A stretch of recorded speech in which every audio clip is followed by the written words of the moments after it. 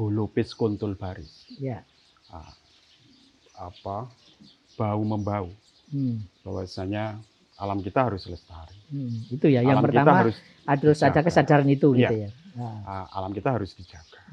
Sejauh apapun kebutuhan kita soal ekonomi, tapi yang terpenting ya alam kita harus tetap lestari. Tinggal soal pengawasan.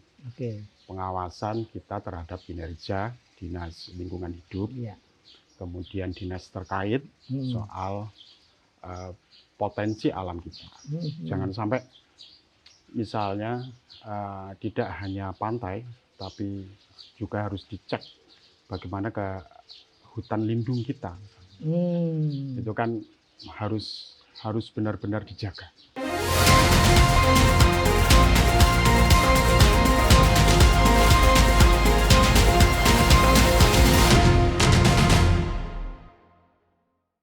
Haji Anang Ahmad Syaifuddin lahir di Lumajang pada 21 Februari 1979. Sosok pemimpin yang tumbuh dari akar tradisi pesantren dan kini berdiri di garda depan pengabdian untuk rakyat. Perjalanan hidupnya dimulai dari dunia pesantren.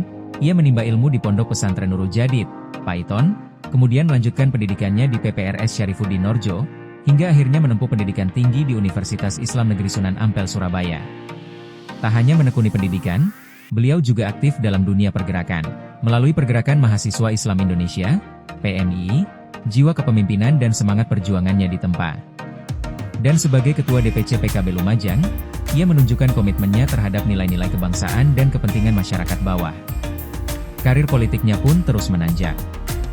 Haji Anang dipercaya sebagai Ketua DPRD Kabupaten Lumajang, dan kini mengemban amanah lebih besar sebagai anggota DPRD Provinsi Jawa Timur.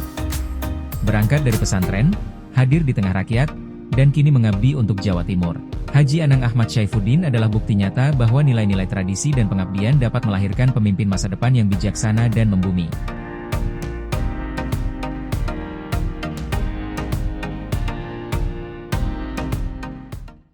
Assalamualaikum warahmatullahi wabarakatuh. Salam sehat dan salam sejahtera untuk kita semua. Kembali dalam acara Gebrakan Wakil Rakyat. Masih bersama saya, Tri Mulyono, pemimpin redaksi Tribun Jatim Network. Kali ini saya berada di Lumajang, salah satu wilayah di timur Provinsi Jawa Timur. Dan bersama kita sudah hadir Bapak Anang Ahmad Syaifuddin, anggota Komisi D DPRD Provinsi Jawa Timur. Assalamualaikum, selamat pagi Pak Anang. Waalaikumsalam warahmatullahi wabarakatuh, Mas Tri. Terima kasih selamat sudah pagi juga hadir di acara Gebrakan Wakil Rakyat. Tribuners, kali ini kita akan ngobrol tentang mangrove, perannya dalam upaya untuk mengurangi abrasi, juga potensi wisata edukasi di wilayah Lumajang dan Jember. Dan yang pertama mungkin kita bisa pengen tahu penjelasan dari Pak Anang yang saya kira memahami betul kondisi di Lumajang dan Jember ini. Sebetulnya kondisi mangrove di pesisir Lumajang Jember seperti apa, Mas Anang? Ya, kondisi mangrove di sepanjang pantai Jember dan Lumajang itu keterjagaannya masih kurang. Jadi kita masih butuh banyak lagi menanam mangrove. Saya mengajak kepada seluruh elemen masyarakat, teman-teman LSM, pecinta lingkungan hidup, dan tentu masyarakat Jember dan Lumajang. Ayo kita rame-rame dan bersama-sama menanami pantai kita dengan mangrove. Karena kita ada pada posisi pantai selatan yang punya ancaman megatrust. Itu kalau lempeng bumi, lempeng ini sudah ketutup misalnya, maka tentu megatrust akan terjadi. Kita ini juga ada banyak sungai yang melalui Jember dan Lumajang, terutama kalau di Lumajang kita punya Semeru yang cukup luar biasa, cukup aktif. Ancamannya juga luar biasa. Nah, saya pikir kesadaran bersama untuk menjaga lingkungan kita, menjaga pantai kita, untuk bersama-sama sadar setiap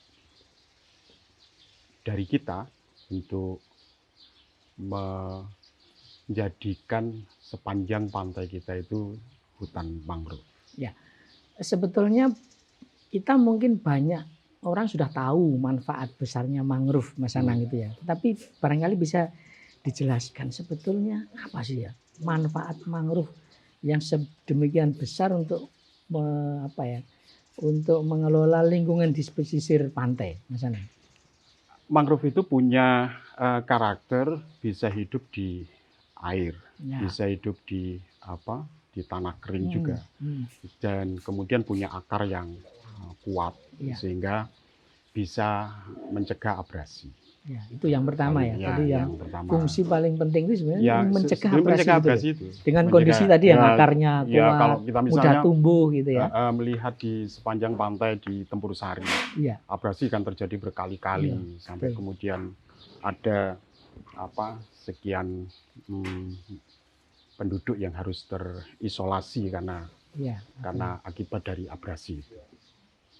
Jadi abrasi itu masih menjadi ancaman sepanjang pantai.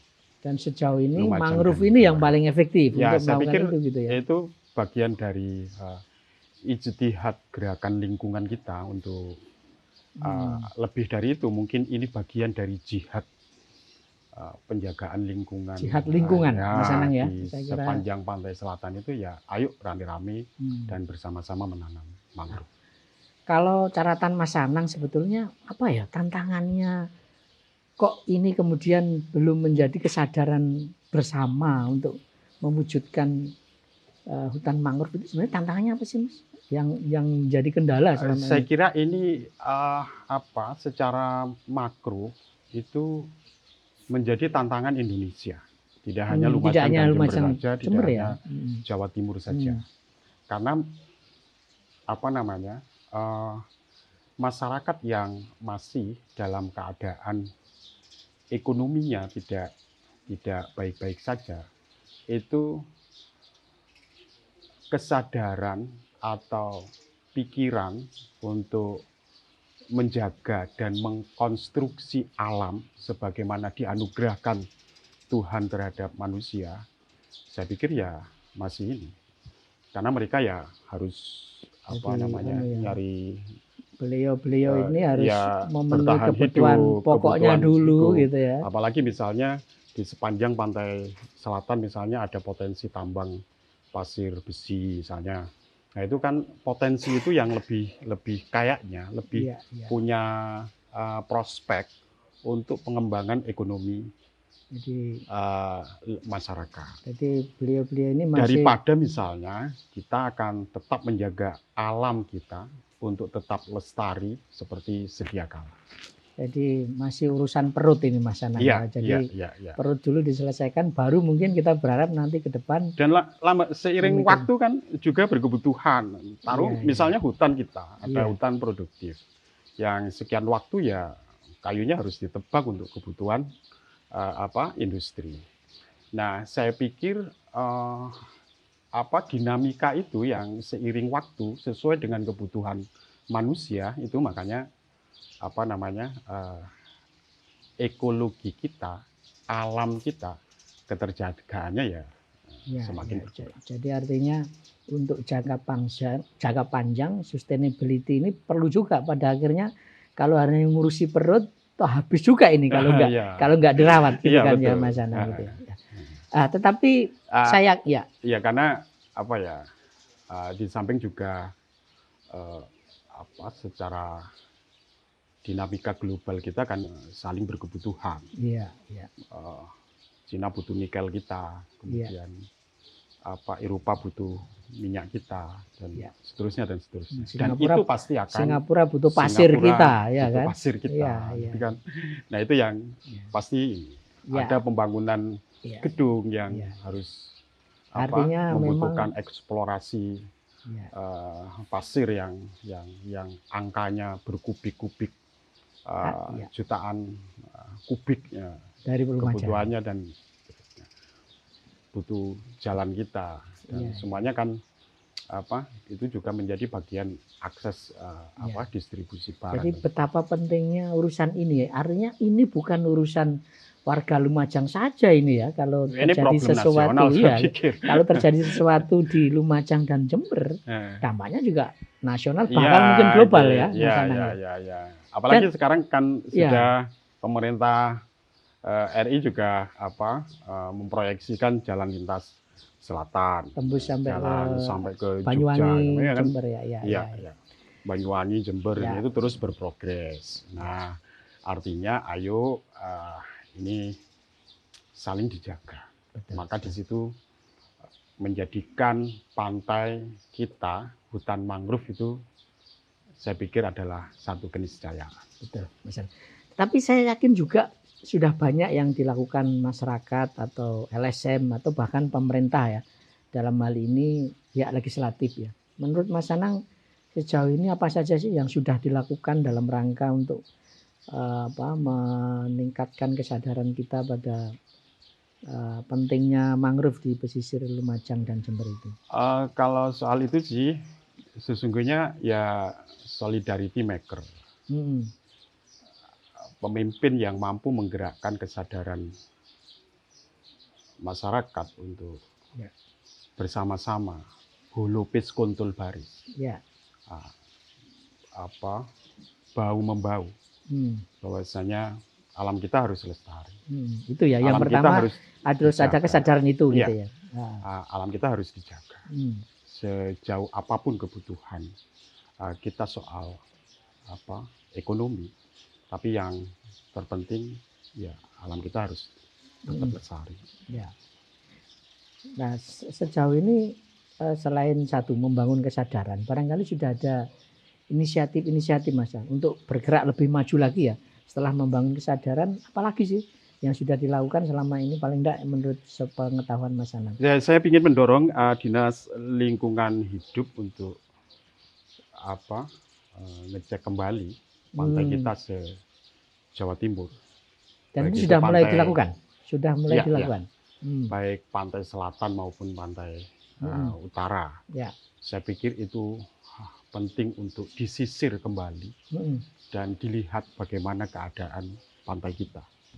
Tidak soal hutan mangrove saja, ada sekian pantai yang harus dieksplorasi jadi tempat wisata. Maka kebersihannya harus juga dijaga.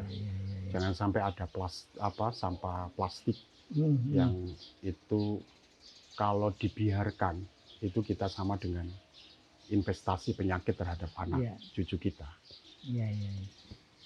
Oke, mungkin nanti kita akan ngobrol lagi juga soal potensi wisata tadi yang sudah disebut Mas Anang. Tapi mungkin yang perlu dieksplorasi lagi, Mas Anang ini kan sekarang jadi wakil rakyat mewakili Dapil Jember Lumajang di Provinsi Jawa Timur ya, Mas Anang.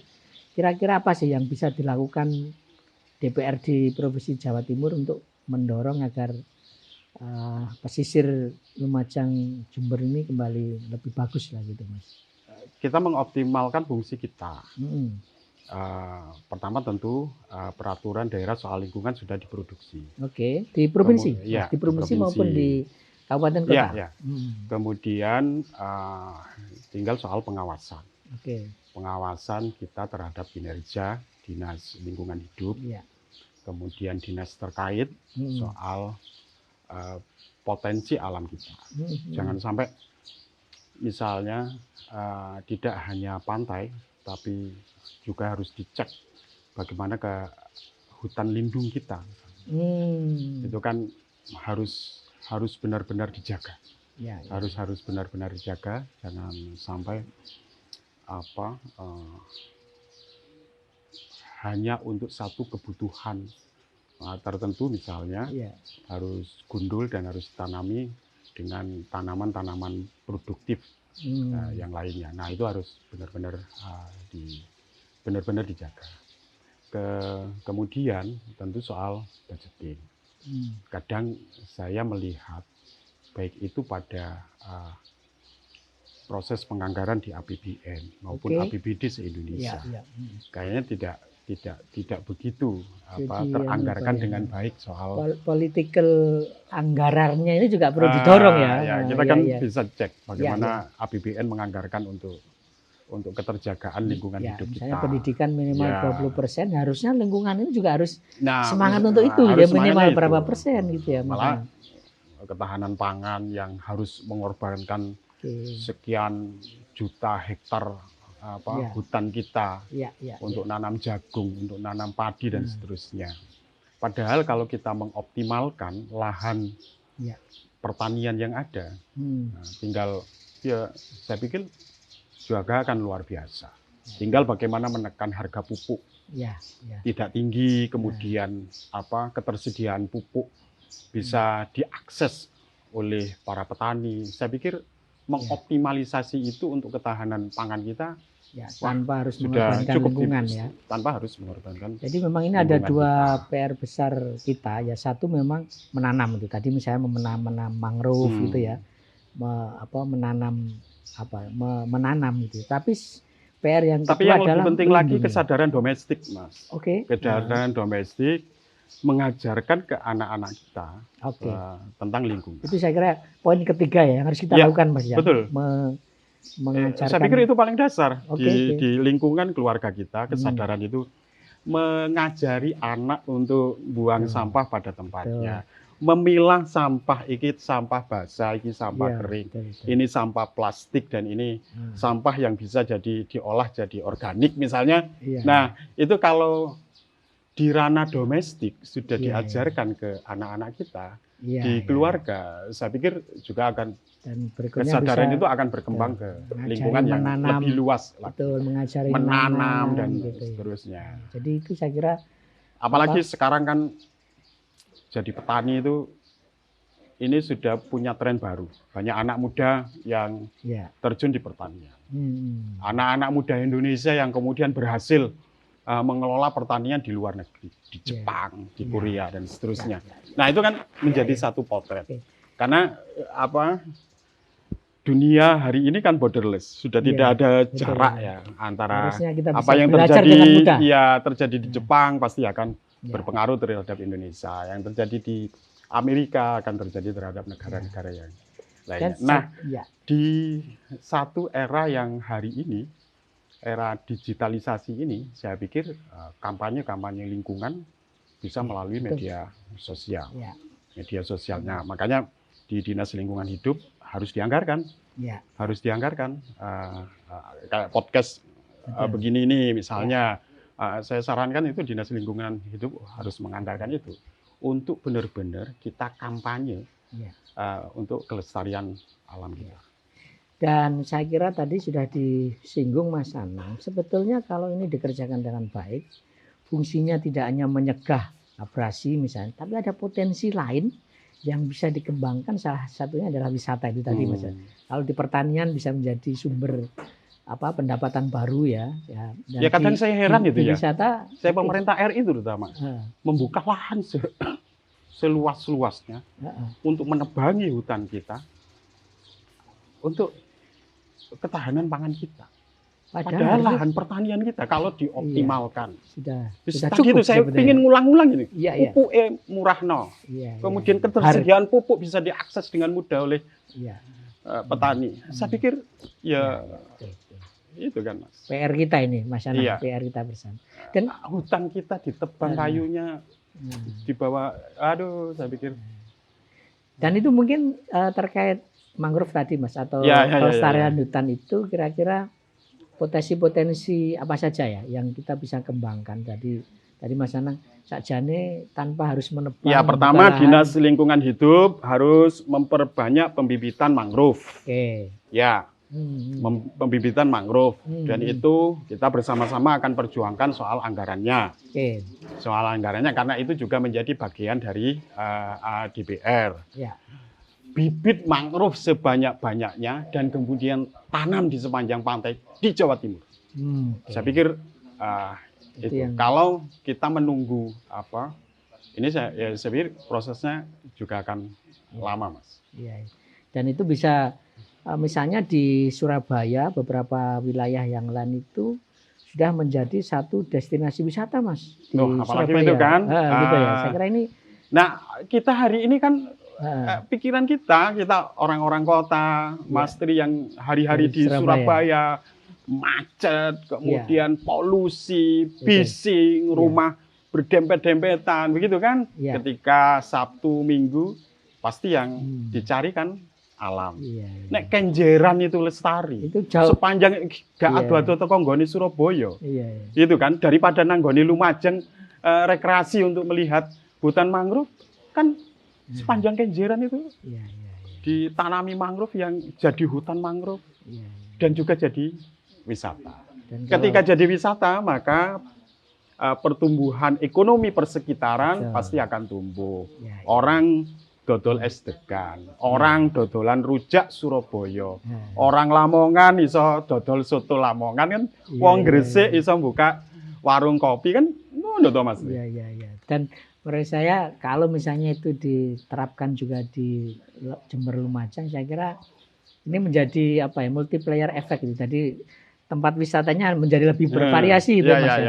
Di Jember saya kira pantainya luar biasa ya. Di Lumajang juga demikian. Kemudian bisa menjadi spot-spot baru gitu ya. Tapi Mas Anang, apakah ini sebenarnya juga menarik anak muda ya untuk terlibat sebenarnya? Kalau menurut Mas Anang rata-rata yang menjadi pelopor dari gerakan kelestarian alam kita itu kan banyak dipelopori oleh anak-anak muda, generasi Z. Nah, itu kan sudah mulai tumbuh kesadarannya bahwa alam kita harus terjaga, karena udara yang kita hirup harus benar-benar bersih, tidak tercampur oleh polusi, tidak tercampur oleh polusi pengelolaan sampah medis misalnya. Makanya itu kan harus ditata Mas. Iya. Ya apa mengelola sampah medis di tengah permukiman itu kan PR-nya itu kuat berarti itu. Gitu. Ya harus nah itu kan ya saya pikir penataan di Jawa Timur harus mulai ke sana mulai didesain dengan sedemikian rupa. Tapi sejauh ini Mas Anang, saya kira setelah sekian bulan menjadi anggota DPRD provinsi, barangkali ada masukan-masukan dari masyarakat selain yang sudah disampaikan Mas Anang tadi ya. Apa kira-kira masukan-masukan dari anak-anak muda terutama ya? Iya, karena kita punya setiap waktu kita harus berbaur dengan masyarakat. Ya. Juga kadang reses dengan masyarakat, banyak aspirasi yang disampaikan oleh masyarakat. Maka pemerintah harus menyediakan bibit tadi itu. Ya, misalnya itu salah satu masukannya itu Mas ya harus ada barangnya ya. Kalau kita mau kesadaran menanam kan harus ada barangnya. Ada penyediaan 1 miliar bibit mangrove. Yang itu kita serahkan ke masyarakat pesisir pantai. Dan itu sudah jalan atau masih dalam proses? Enggak, ini aspirasi. Aspirasi dari masyarakat. Ya harus paling enggak ada ketersediaan bibit itu gitu ya. Iya. Disediakno bibit dikongkon nandur nang masyarakat yang ada di persekitaran itu, diserahkan ke LSM yang bergerak di yang konsentrasi di bidang itu. Saya pikir selesai. Ya. Ini mungkin jangka pendeknya ya Mas Anang ya yang kita bisa lakukan. Tapi mungkin Mas Anang tadi sudah punya gambaran secara jangka panjang ya. Kita harus melibatkan semua partisipasi masyarakat. Tetapi juga faktor tadi ya negara faktor globalnya itu Mas. Sebagai biar minta eksplorasi lagi Mas Anang. Sebetulnya secara secara global apa sih harus kita lakukan sehingga pelibatan masyarakat itu tidak hanya masyarakat Jember dan Lumajang, tapi mungkin seluruh masyarakat di Indonesia bahkan di dunia gitu Mas. Bisa dijelaskan lagi terkait itu Mas, pelibatan masyarakat. Indonesia sebagai paruh bumi, itu harus dikembalikan. Gitu bagaimana Indonesia berkontribusi terhadap kesegaran udara kita, kelayakan hirup udara kita, kemudian mengurangi efek rumah kaca. Itu bagian dari kontribusi Indonesia untuk masyarakat global. Hmm. Saya pikir ada banyak hal lain yang tentu terlalu panjang untuk bisa kita. Ya. Jadi sebetulnya poinnya itu kita nggak mungkin ya bisa melakukan sendiri ya, Mas Anang ya. Kita harus butuh Iya, peran masyarakat, betul. legislatif, Iya. eksekutif.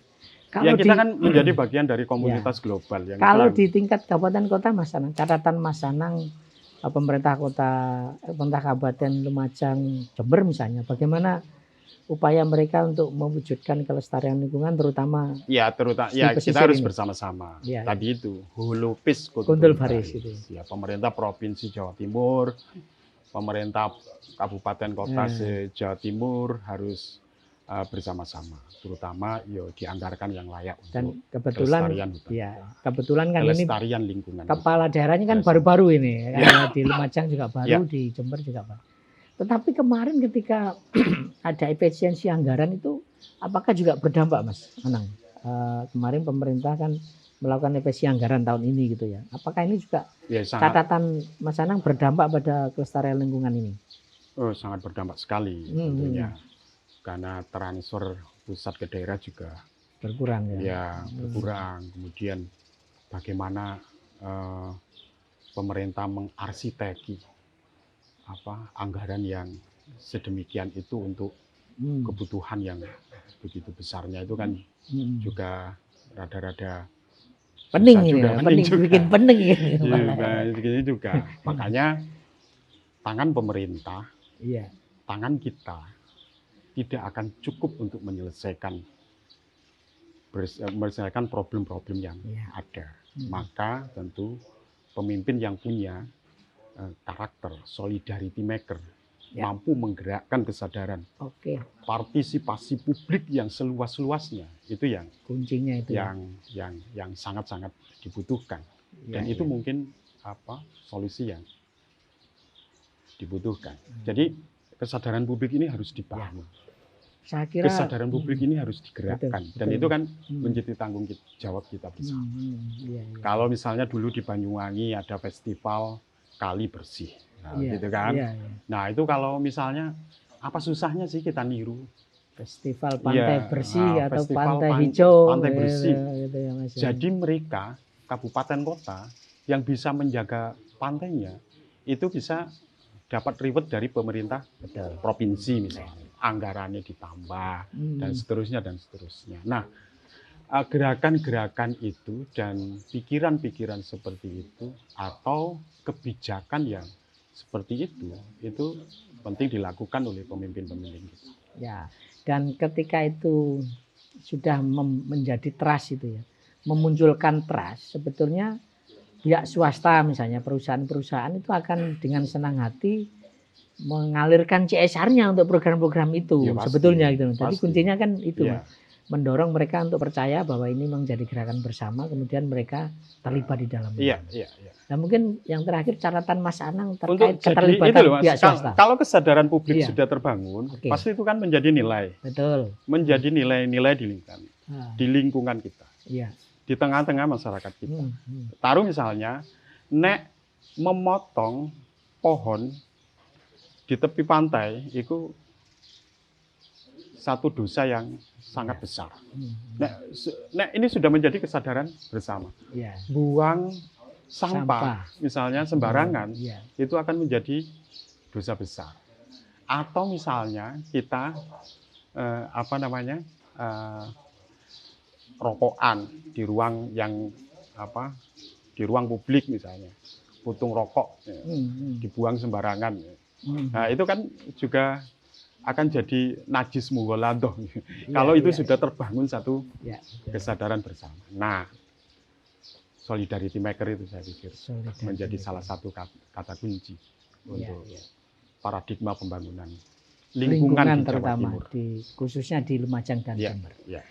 Baik Tribuners dan pemirsa harian Surya dimanapun berada, solidarity maker itu tadi yang digaungkan oleh Mas Anang, anggota Komisi D DPRD Provinsi Jawa Timur, untuk mewujudkan kelestarian lingkungan di pesisir Jember Lumajang ya. Yang salah satu inisiatif yang ingin digagas oleh Mas Anang adalah menumbuhkan peran hutan mangrove di sepanjang pantai Lumajang Jember. Tetapi tidak hanya itu, Mas Anang tadi menegaskan bahwa kita harus membangun kesadaran lingkungan sehingga kesadaran lingkungan itu menjadi menjadi pemikiran semua masyarakat terutama di kalangan anak muda. Ya.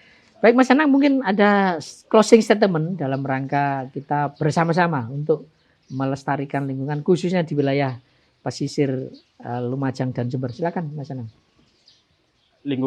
Lingkungan kita akan tetap lestari karena saya lahir dari rahim pesantren. Saya sebagai seorang santri, saya melihat dari perspektif santri.